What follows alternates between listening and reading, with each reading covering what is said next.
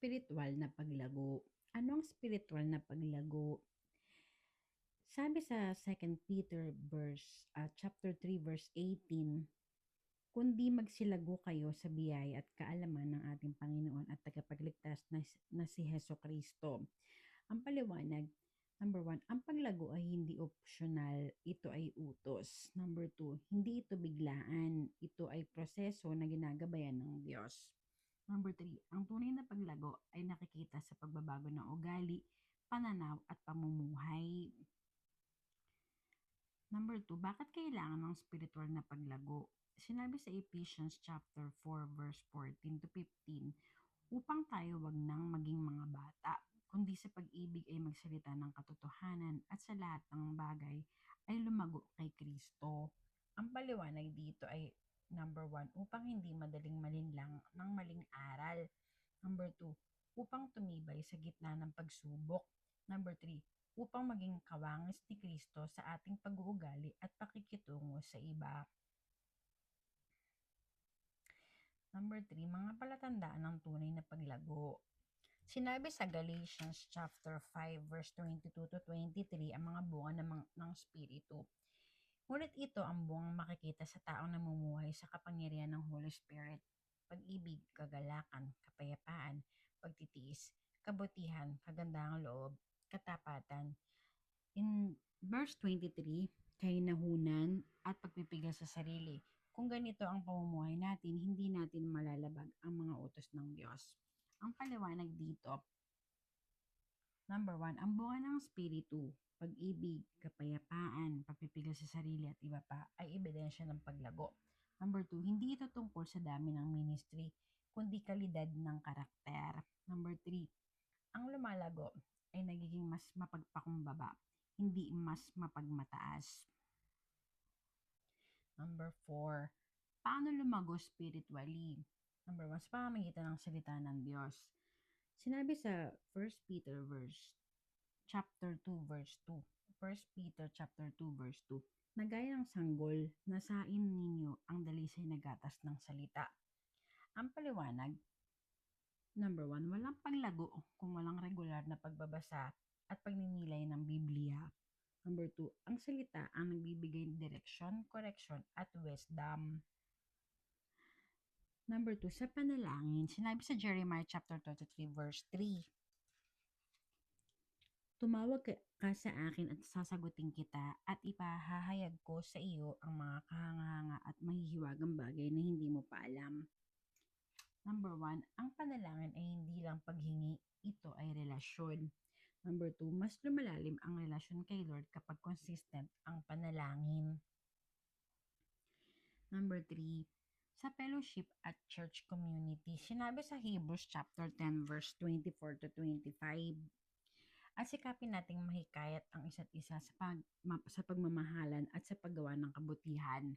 Verse 25, huwag nating pababayaan ang mga pagtitipon natin gaya ng nakaugalian na ng ilan. Sa halip, palakasin natin ang loob ng bawat isa, lalo na ngang malapit na ang huling araw. Ang sinabi dito ng paliwanag, hindi tayo lumalago ng mag-isa. Number 2, ang simbahan ay lugar ng encouragement, accountability at discipleship. Number 4, sa pagsunod at pagsasanay ng pananampalataya, sinabi sa James chapter 1 verse 22, huwag lang maging tagapakinig, kundi tagatupad. Ang paliwanag dito, ang tunay na paglago ay nakikita sa pagsunod, hindi lang sa kaalaman. Number 2, lumalago tayo kapag isinasabuhay ang natutunan. Number 5, mga hadlang sa paglago. Mga hadlang sa spiritual na paglago. Sinabi sa Hebrews chapter 12 verse 1, number 1, kasalanan na hindi isinusuko. Number 2, kabisihan na inuuna ang mundo kaysa kay Lord. Number 3, kawalan ng disiplina sa spiritual habits. Number 6, pangako ng Diyos sa lumalago sa Kanya. Sinabi sa Philippians chapter 1 verse 6, ang nagpasimula ng mabuting gawa sa inyo ay siya ring magtatapos nito. Ang nagpasimula ng mabuting gawa sa inyo ay siya ring magtatapos nito. Ang paliwanag dito, hindi tayo nag-iisa sa proseso. Number 2, ang Diyos mismo ang nagpapatatag, gumagabay at nagtatapos ng ating paglago. Ang konklusyon, ang spiritual na paglago ay hindi aksidente. Ito ay bunga ng intentional na pagsunod sa Diyos araw-araw. Habang lumalago tayo, mas nagiging kawangis ni Kristo, mas nagiging matatag at mas nagiging kapaki-pakinabang sa kaharian ng Diyos. Growing into the fullness of Christ. Spiritual growth is God's will for every believer. In Second Peter chapter 3 verse 18, but grow in the grace and knowledge of our Lord and Savior Jesus Christ. The explanation is spiritual growth is not optional. Apostle Peter commands believers to grow, meaning growth is continuous, intentional, and lifelong. God saved us as we are, but He never intends to leave us as we are. In Romans chapter 8 verse 29, God's goal is to conform us to the image of His Son.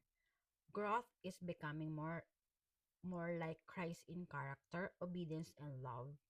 God's goal is to conform us to the image of His Son. Growth is becoming more like Christ in character, obedience, and love. Number two, spiritual growth begins with a new birth. In John chapter 3, verse 3, unless one is born again, he cannot see the kingdom of God. The explanation is just as a physical growth requires birth, spiritual growth requires spiritual birth. Growth cannot happen without salvation. The Holy Spirit gives new life, new desires, and new power. In Second Corinthians chapter 5 verse 17, a new creation means a new direction. All habits, all identity, and all bandage begin to lose their grip. In number 3, spiritual growth requires feeding on God's word. In 1 Peter chapter 2 verse 2, like newborn babies, crave pure spiritual milk, so that by it you may grow up in your salvation. The explanation is the word of God is believers' food. Without scripture, spiritual growth is impossible. Growth happens when we read, meditate, and obey God's word. In Psalms 119 verse 105, God's word guides our steps, helping us avoid sin and walk in wisdom. Number 4, spiritual growth requires obedience and practice. In James chapter 1 verse 22, do not merely listen to the word, do what it says. The explanation is hearing the word is not enough.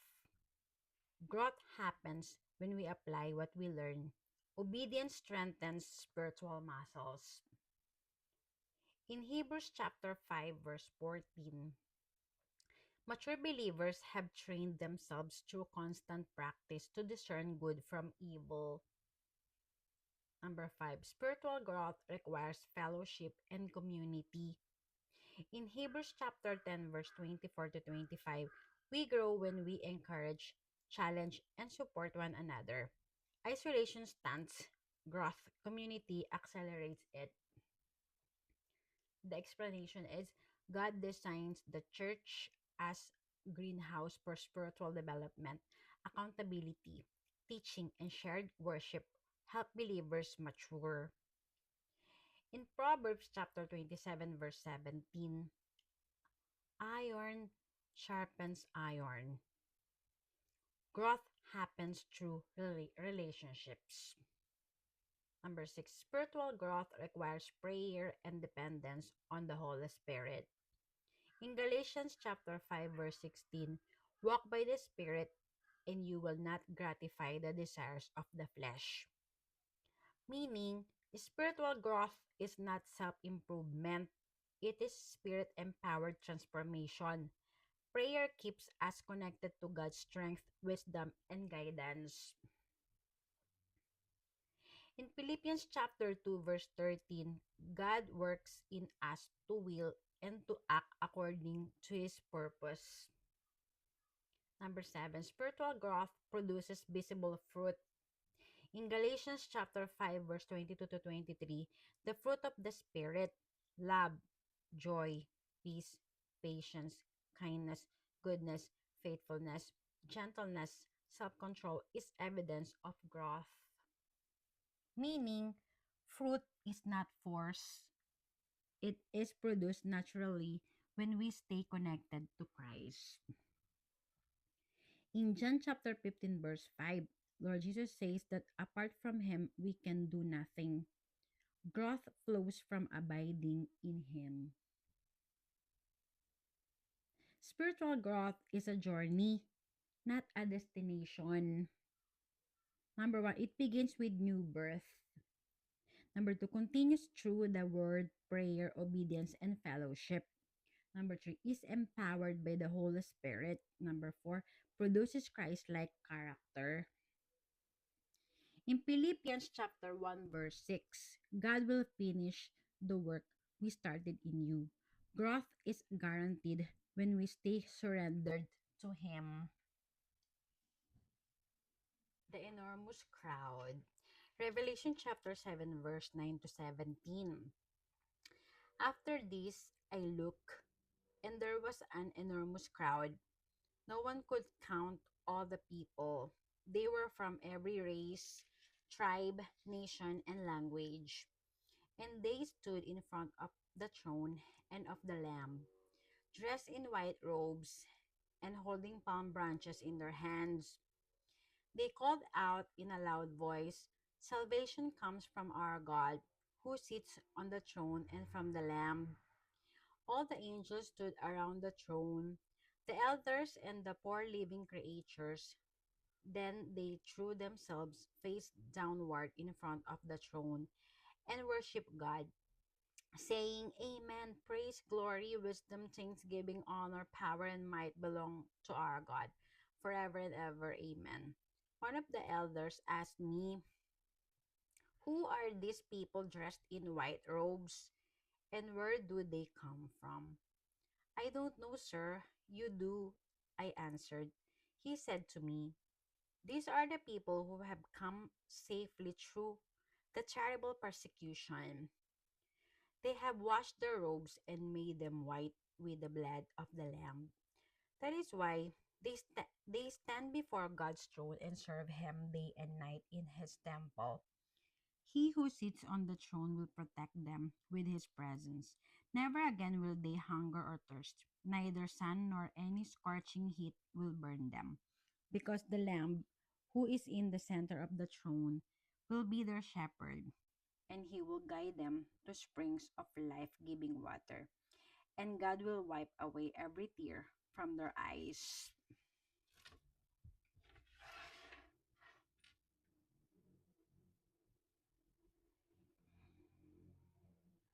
Revelation chapter 7 verse 9 to 17 describes a vast multi-ethnic people redeemed by Christ and protected by God and brought into a future where suffering ends and God personally comforts his people. It answers the question raised in Revelation 6, "Who can stand?" by showing that those who belong to the Lamb can stand because God preserves them. A multitude from every nation. Apostle John sees a countless crowd from every nation, tribe, people, and language standing before God's throne. This emphasizes that God's people are multi ethnic and global, not limited to any single group. Their white robes and palm branches symbolize purity, victory, and worship. This vision also counters any narrow or exclusive view of God's people. Revelation insists that the redeemed community is far larger and more diverse than any one group can see on earth. Their identity, those who endured. One of the elders explains that these people are those who came out of the Great Tribulation, not necessarily a single future event, but the suffering, pressure, and marginalization Christians face in the Roman world and continue to face in various forms.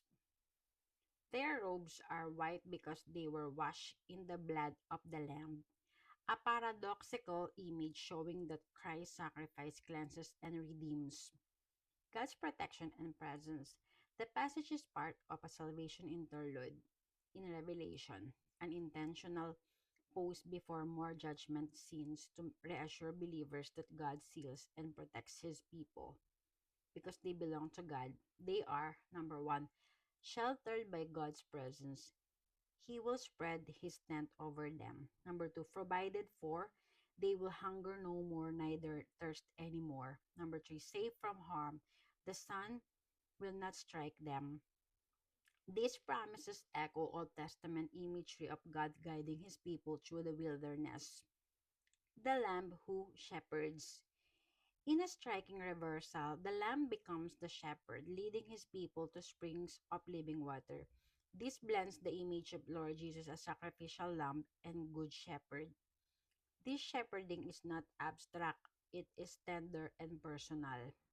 God wipes away every tear. The final promise, God will wipe away every tear, is one of the most intimate in Scripture. It signals, number one, the end of suffering. Number two, the beginning of eternal comfort. Number three, God's personal involvement in healing his people. This echoes Isaiah promises of restoration and anchors Christian hope in God's future. What the passage ultimately means. Revelation chapter 7 verse 9 to 17 teaches that number 1, God's people are global, diverse, and countless. Number 2, their identity comes from Christ's redeeming work. Number 3, God protects them through trials, not from trials. Number 3, their future is Number 4, their future is one of joy, provision, and comfort. Number 5, Christ himself shepherds them into eternal life. Fourth Sunday of Easter, second reading. First Peter chapter 2 verse 20 to 25. A reading from the first letter of Saint Peter. Beloved, if you are patient when you suffer for doing what is good, this is a grace before God. For to this you have been called, because Christ also suffered for you, leaving you an example that you should follow in his footsteps. He committed no sin, and no deceit was found in his mouth. When he was insulted, he returned no insult. When he suffered, he did not threaten. Instead, he handed himself over to the one who judges justly. He himself bore our sins in his body upon the cross, so that free from sin, we might live for righteousness. By his wounds, you have been healed. For you had gone astray like sheep, but you have now returned to the shepherd and guardian of your souls.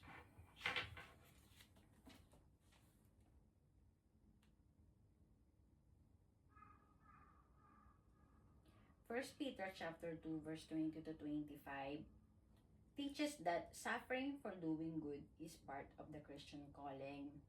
And Lord Jesus' own unjust suffering is both the model and the means of believer salvation. It shows how Christ responded to mistreatment and how his sacrifice restores people to God. What the passage means. Here's the verse by verse meaning. Number 1, suffering for doing good has value before God. Verse 20. Peter explains that there is no credit in suffering for wrongdoing, but enduring unjust one suffering because of faithfulness is gracious in God's sight. But enduring unjust suffering because of faithfulness is gracious in God's sight. This frames Christian suffering not as pointless but as meaningful when it reflects loyalty to God. Number 2, Christ is the pattern for believers in verse 21. Christ's suffering is not only redemptive but also exemplary. Believers are called to follow his steps, meaning they should imitate his patience, humility, and trust in God when mistreated. Number 3, Christ suffered innocently. Verse 22. Peter quotes Isaiah chapter 53 to emphasize that Lord Jesus committed no sin and spoke no deceit. highlighting his perfect righteousness. His innocence makes his suffering profoundly unjust and underscores his qualification as the perfect sacrifice.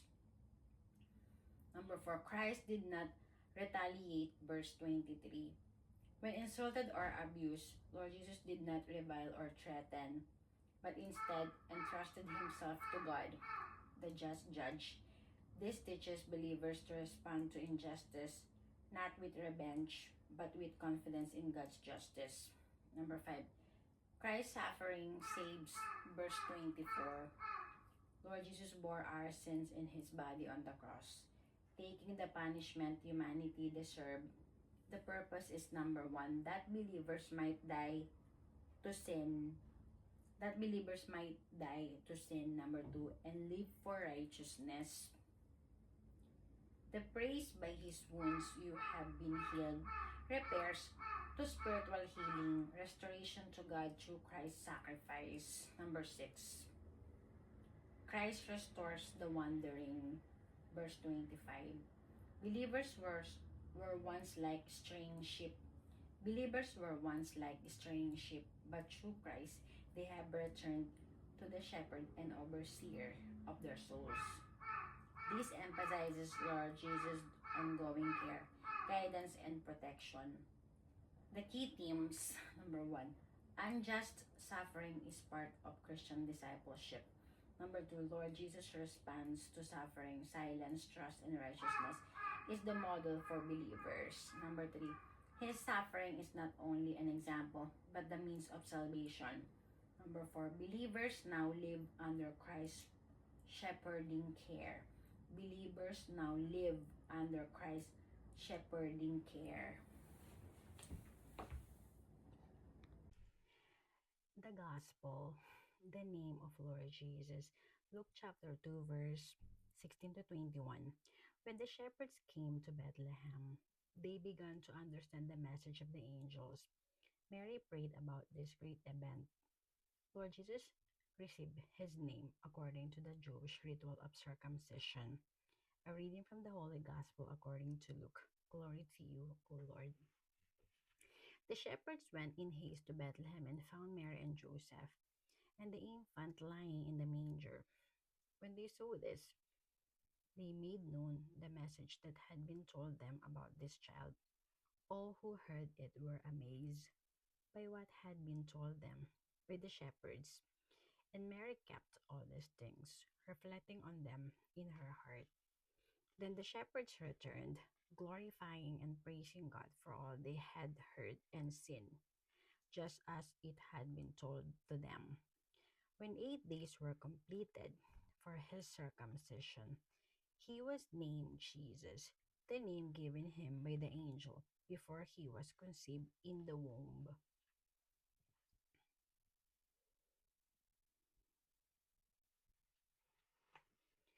Luke chapter 2, verse 16 to 21 highlights three central themes: the shepherd's joyful witness, Mary's deep contemplation, and Lord Jesus' identity confirmed through his naming and circumcision. What the passage is saying at its core. Luke chapter 2, verse 16 to 21 describes the shepherds rushing to Bethlehem, finding Lord Jesus exactly as the angel had said, and spreading the news with amazement. Mary responds not by speaking, but by treasuring and pondering these events in her heart. 8 days later, Lord Jesus is circumcised and formally given the name Jesus, the name announced by the angel before his conception. Number 1, the shepherds, first witnesses of the Messiah. Letter A, the shepherds act immediately with haste, modeling a responsive faith. Letter B, their discovery matches the angel's message exactly, reinforcing God's reliability. Letter C, their role as humble, ordinary people underscores that God's salvation is for everyone, not only the powerful or religious elite. Letter D, they become the first evangelists, making known what was told to them. Their joy and praise show the proper response to encountering Christ. They become the first evangelists, making known what was told to them. Their joy and praise show the proper response to encountering Christ. Number two, Mary pondering the mystery. Letter A, Mary treasured and pondered. These events showing a reflective contemplative faith. Mary treasured and pondered these events showing the reflective contemplative faith. Letter B, her response contrasts with the shepherd's outward proclamation. She internalizes the mystery, allowing its meaning to unfold over time. Letter C, this moment continues the theme from Luke chapter 1. Mary is the one who said yes to God, and now she watches his plan unfold with wonder. Number three, circumcision and naming Jesus' identity and mission. Letter A. On the eighth day, Lord Jesus is circumcised, marking him as part of Israel's covenant people and emphasizing his true humanity. Letter B. He is formally given the name Lord Jesus, meaning God saves, confirming his mission as Savior. Letter C. The naming fulfills the angel's earlier announcement and ties Jesus to Old Testament prophecy. What the passage means theologically. Letter A. God reveals himself first to the humble, showing that his kingdom reverses human expectations. Letter B. Mary models discipleship through quiet reflection and trust. Letter C. Lord Jesus' naming and circumcision root him in Israel's story while pointing to his universal mission of salvation.